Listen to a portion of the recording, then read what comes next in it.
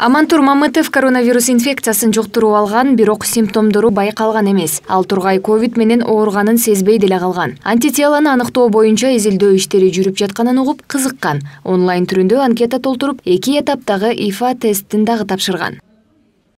Буга чейин ковид оору менен ооруган эмесмин, билген эмесмин. Ошого биринчи турга катышып көрдүм.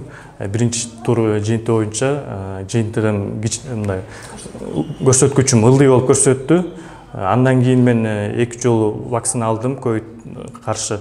Андан кийин февраль айында экинчи тур болду бул исследование боюнча.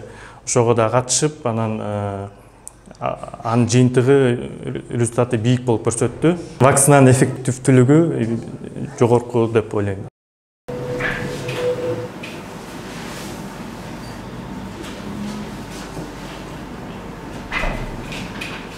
Акыркы 2 жылда эл аралык өнөктөштөрдүн техникалык колдоосу менен жалпысынан изилдөө 5 этапта жүргүзүлдү. Изилдөө 2 түрдүү ыкма менен жүргүзүлдү. Алардын жыйынтыктары окшош чыкты. 5 этаптан турган 2 түрдүү ыкма менен изилдөөгө ар бир облустун калктуу конуштарынан 9000ге жакын адам катышты.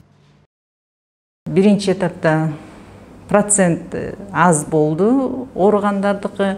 Экинчи этапта уже процент жогорку процентте ооругандар болду. Үчүнчү этапта уже вакцина алгандардын дагы антителалары чогулуп, андан да жогорку иммундук пайда болду да. Экинчи, үчүнчү этапта балдардын дагы антителасы пайда болгонун көрдүк.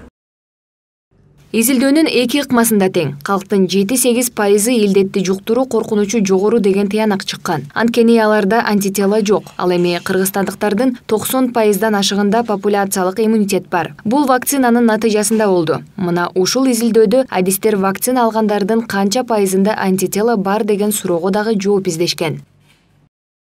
Биринчиликте өздөө көрсөткөнү боюнча жалпы вакцинация алгандардын 91%-ында антителалар бар болгон болсо, могу экинчиликте өздөгүдө толук боюнча мондай караганыбызда 98-99%да ким вакцинация алган болсо, ошолордун бардыгында антителалары бар болуп чыкты да. Бул дегенибиз эмне? Бул дегенибиз вакцинация алгандардыкынын кайсы түрүнө карабастан бүт бардыгы эле дээрлик өтө жогорку деңгээлде эффект берет. Адамдарда антитела болуп калат, ошону менен адамдарды мындан ары оорудан сактайт дегенди билдирет.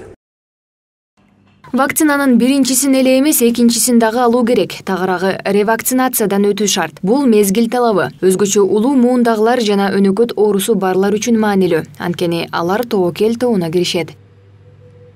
Айза Камчыбекова, Нурдан Карыпбеков, Пирамида.